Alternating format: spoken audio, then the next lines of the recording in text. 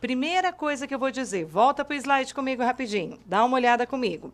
O material de vocês, eu dei uma enrolada hoje para vocês verem o material, mas o material de vocês vai abordar questões que envolvem PCC, que envolvem esse cara aqui, ó. Então, vocês já sabem, a primeira pautinha que é a pauta do tema polêmico.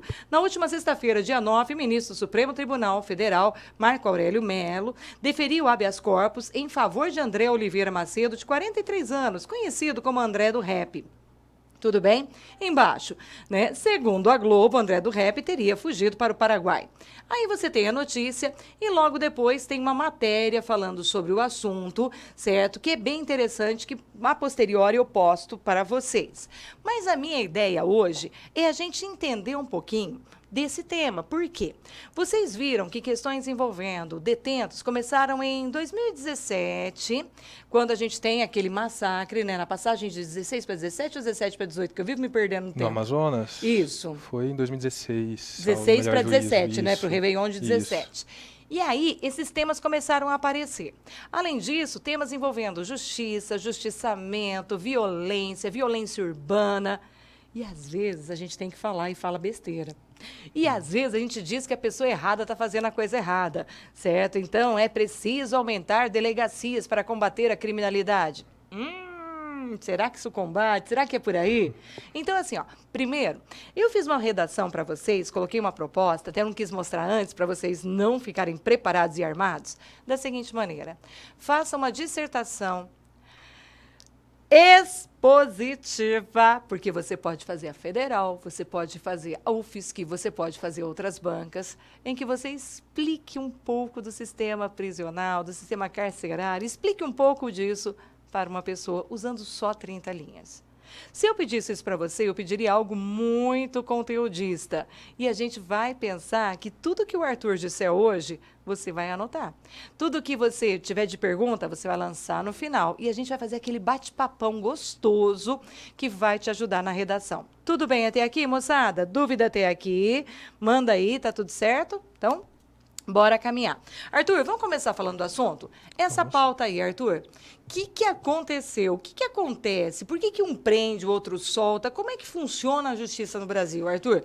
Imagina que a gente precisa escrever sobre isso no Enem. Sim. E, ao final, tem que ter uma proposta de ação interventiva. Como nas nossas aulas a gente já fez isso, lembra? Sim, claro. E aí, cara, o que eu começo dizendo para os alunos? O que você diria se você falasse agora instruir o meu aluno para tirar 1000 se cai um assunto desse numa prova de vestibular? Bora conversar que a gente vai puxando o papo daqui e eu já volto para os slides, conforme queira. Claro. Flávia, o que acontece é o seguinte.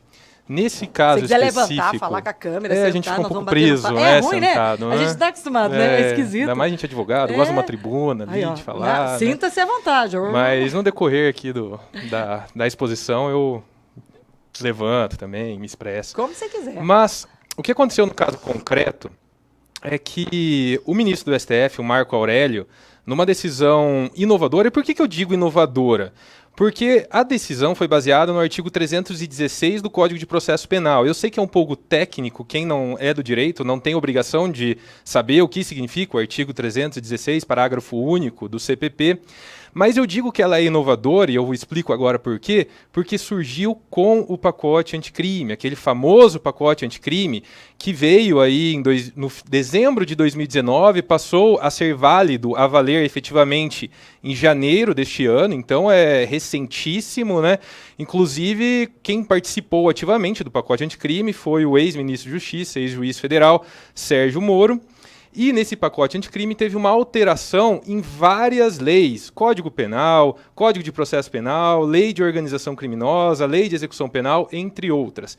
Uma das pontuais alterações e necessárias, eu explico mais adiante o porquê, foi justamente o fundamento da soltura do André, do Rap, pelo ministro do STF, Marco Aurélio, agora recentemente.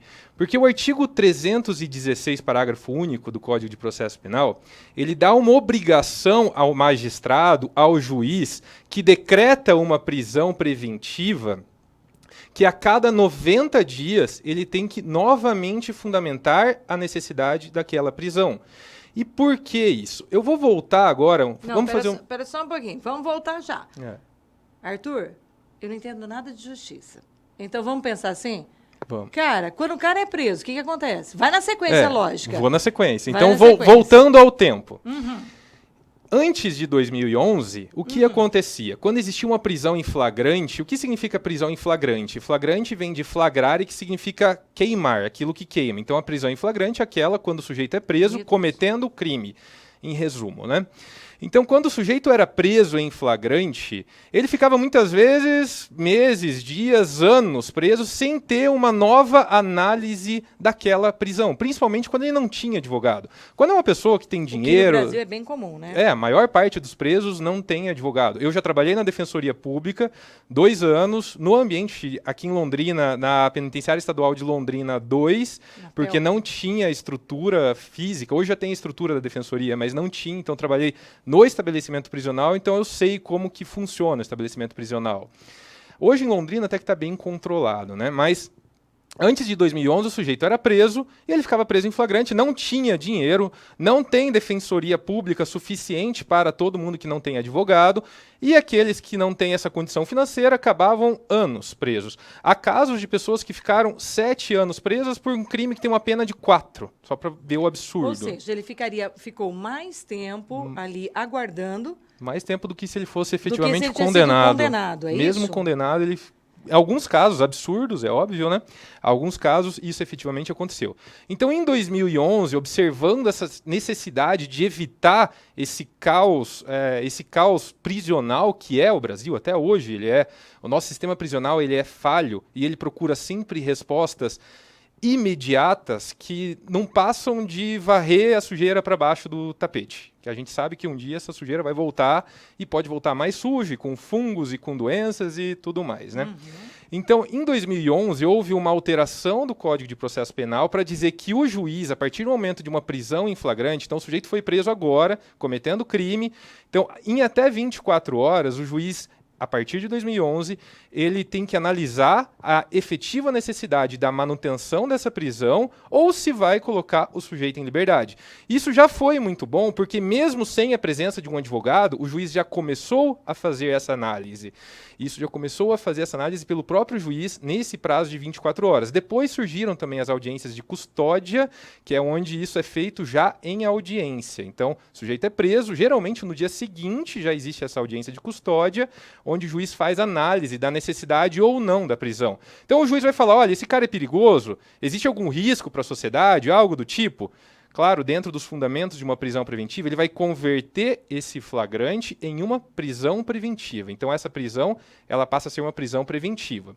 Então em 2011 isso aconteceu. Quando não existia necessidade, aí você colocava o sujeito numa tornozeleira eletrônica ou um afastamento do lar, alguma outra medida cautelar, limitação de final de semana, esse tipo de situação. Então já pode considerar que depois dos anos 2000 já houve uma espécie de atualização dessas leis? É isso que você pode considerar uma evolução? O Código de Processo Penal, Flávia, ele é de 1941. 1941. Pior do que eu imaginei. Ele é muito antigo. Então, como eu falei, cada vez a gente quer resolver as coisas varrendo a sujeira embaixo do tapete, e isso realmente acontece com alterações pontuais, e isso não é o ideal, porque já existe um projeto de um novo Código de Processo Penal, mais moderno, que já está em trâmite, já faz tempo, mas por conta da burocracia do país, isso não acaba não evoluindo.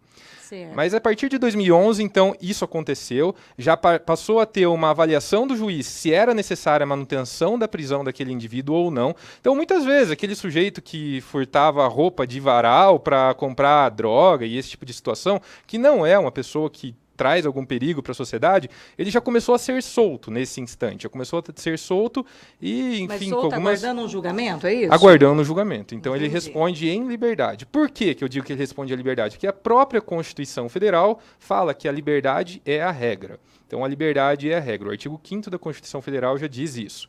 Artigo 5º, Enem, ó.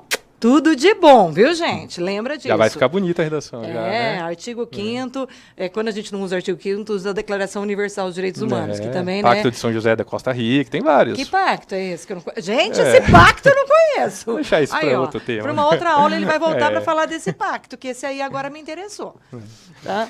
Então, a partir de 2011 já teve essa alteração. Só que de 2011 para cá já existia um apelo também por parte dos criminalistas, de quem é do ramo, para que após essa prisão preventiva também desse, porque a prisão preventiva ela não tem prazo, tá, galera? Ela não tem prazo. Então, existia essa primeira análise, mas se a prisão preventiva ela fosse mantida, assim, se o sujeito não tem aquele bom advogado para ficar provocando o judiciário, então ele acaba também ficando preso preventivamente por muito tempo. Entendi. Então, isso já é objeto de discussão faz algum tempo, de que a prisão preventiva ela deveria ter um prazo, não um prazo específico, mas um prazo de reanálise dos fundamentos. Então, o pacote anticrime, ele trouxe isso. O parágrafo, eu gostaria até de ler para vocês, peço licença. Toda, fica à vontade. Então, o parágrafo único do artigo 316, ele fala que decretada a prisão preventiva, deverá o órgão emissor da decisão revisar a necessidade de sua manutenção a cada 90 dias. Então, o juiz que decretou uma prisão preventiva, a cada 90 dias, ele tem que pegar aquele processo novamente, sentar, olhar, analisar e ver se os requisitos da prisão preventiva ainda estão presentes. Se ainda estão presentes, ele vai decidir e fundamentar. Olha, os requisitos ainda estão presentes, o sujeito é perigoso, enfim, traz algum perigo para a sociedade. De ameaça, de perigo, quais seriam esses os requisitos da prisão preventiva? Mais comuns? Garantia da ordem pública, garantia da ordem econômica. Vai anotando. Garantia. Vou explicar. De forma bem resumida, garantia da ordem pública é se o sujeito ficar em liberdade, se ele teria algum perigo de continuar cometendo delitos. Certo. Garantia da ordem econômica é exatamente a mesma coisa, mas voltada para crimes de corrupção, que quase não acontece no Brasil, né? Crimes de corrupção, crimes econômicos, lavagem de dinheiro, esse tipo de coisa. Garantia da aplicação da lei penal, que é outro requisito, significa dizer, olha, se esse sujeito ficar em liberdade, existe algum risco de fuga? Só que o que é importante, até porque isso aconteceu com o André do Rap, né? Ele fugiu, né? Aparentemente, né? Pelo menos é o segundo que diz. A Globo, ele está no segundo a Paraguai? Globo, né? Ele está no Paraguai, na Bolívia, não sabemos onde. É. Mas para você decretar a prisão preventiva com base nesse argumento, você tem que ter alguma prova concreta que ele vai fugir. Então você tem que ter uma interceptação telefônica, que ele está fretando um avião ou algo do tipo, né? Não pode ter presunção de que ele vai fugir. A presunção que existe no Brasil, conforme já falei, o artigo 5º, é a de inocência. Então, garantia da aplicação da lei penal é analisar se o sujeito vai fugir. E temos também a garantia da conveniência da instrução criminal. Conveniência da instrução criminal é se ele estiver em liberdade, ele vai atrapalhar o andamento processual, ou seja, ele vai destruir provas, ele vai ameaçar testemunhas e esse tipo de coisa. O que quase também não acontece no Brasil. Quase não acontece. Mas lembrando que para você decretar uma prisão preventiva com base nesse fundamento, você tem que ter alguma prova de que ele está ameaçando testemunha ou algo do tipo. Então, esses são os requisitos da prisão preventiva, via de regra. E aí, voltando aqui ao parágrafo único do artigo 316, fala que decretada a prisão preventiva, deverá o órgão emissor da decisão revisar a necessidade da sua manutenção a cada 90 dias. Então, ele vai revisar se estes requisitos estão presentes ainda, mediante decisão fundamentada, de ofício, sob pena de tornar a prisão ilegal. Agora vamos falar o que significa de ofício. Quando a gente fala de ofício, Flávia, significa dizer que o juiz não precisa ser provocado. Ele, sem provocação de advogado, sem provocação do promotor de justiça, sem provocação de quem quer que seja, ele, a cada 90 dias, conforme o artigo 316, parágrafo único, ele tem que reanalisar essa decisão. Da prisão preventiva. Da prisão preventiva. Então, aqui em Londrina e região, onde eu tenho muitos processos, isso está sendo feito. A cada 90 dias, os juízes estão reanalisando, sem provocação nenhuma, estão reanalisando se os requisitos estão presentes. E em grande parte dos processos, em 90 dias, eles estão presentes, sim, os requisitos continuam presentes, a não ser quando é o caso. Por exemplo, olha, ele ameaçou uma testemunha, foi preso, a testemunha já foi ouvida? Ótimo, solta. Já não existe mais o porquê ele continuar preso. Ou então, ele ameaçou destruir um documento, já teve uma apreensão do documento, já foi periciado, já está nos autos, solta, não tem mais por que ele ficar preso.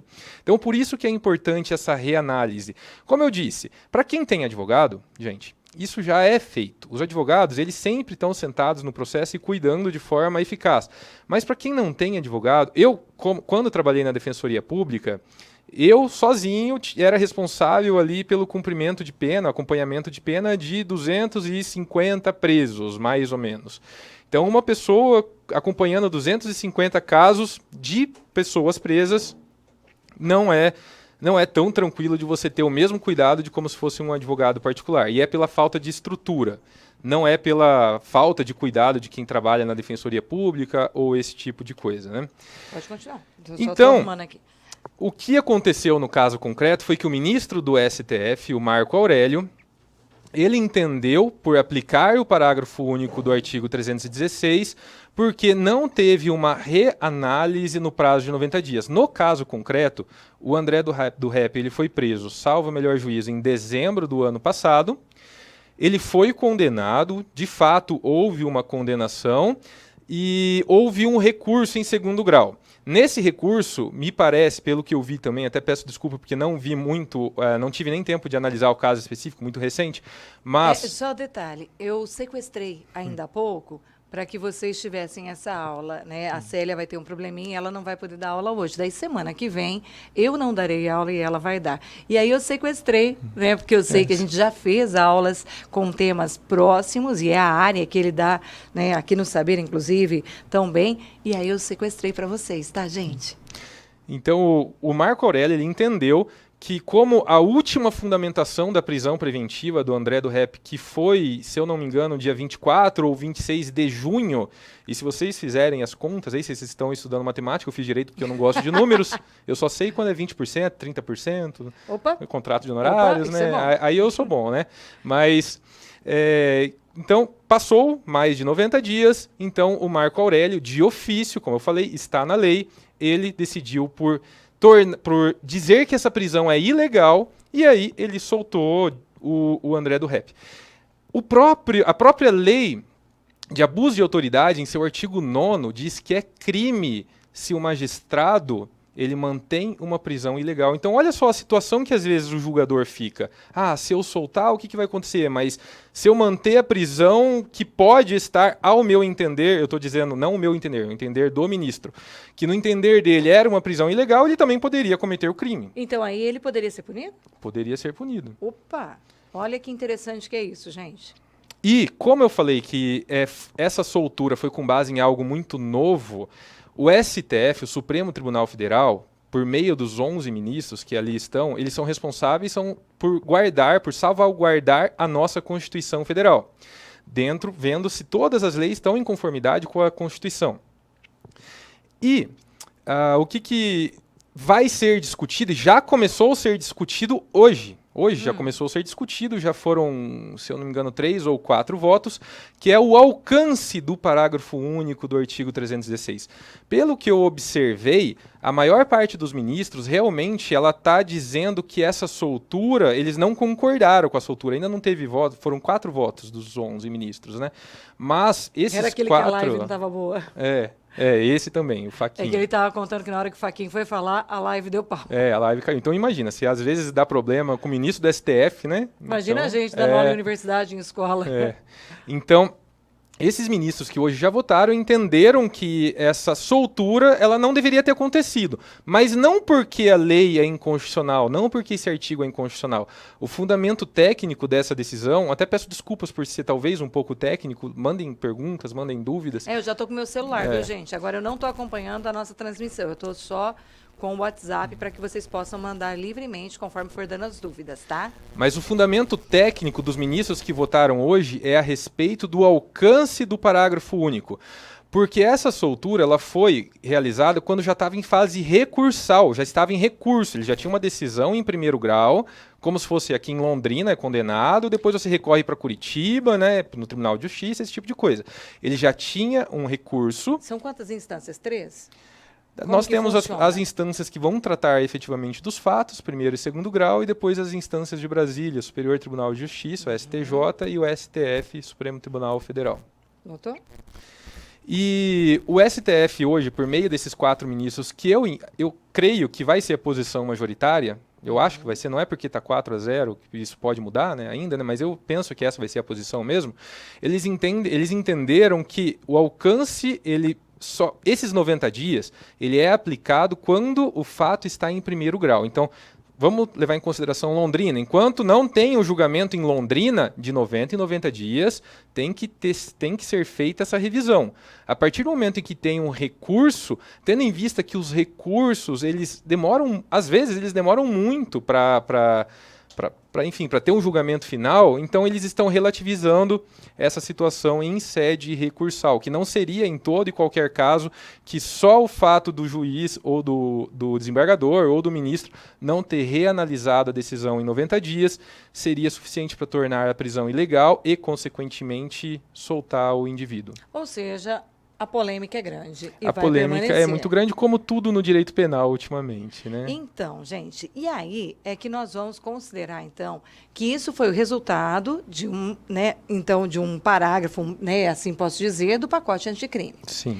O pacote anticrime impactou de forma direta na sua área? Impactou demais, principalmente que eu sou advogado, criminalista, e a maior parte das leis que foram alteradas foram efetivamente em Código Penal, leis de execução penal, Código de processo penal. E como o tema é muito polêmico, nós temos inclusive algumas alterações que estão suspensas. Então, o pacote anticrime veio e trouxe o juiz de garantias. O juiz de garantia é algo que já existe em países onde o sistema jurisdicional ele é mais evoluído, que seria um juiz competente. Quando eu digo competência, não é que ele não é bom ou esse tipo de coisa. Competente que ele tem atribuição para trabalhar naquele caso concreto. O juiz de garantias, por exemplo, como já traz o Código de Processo Penal essa alteração do pacote anticrime, ele iria trabalhar no inquérito policial. Acabou o inquérito policial, muda o juiz para um outro juiz que é o chamado juiz de instrução. Por quê? Porque o juiz que trabalha no inquérito policial ali, ele decreta prisão, decreta busca e apreensão, interceptação telefônica e esse tipo de coisa.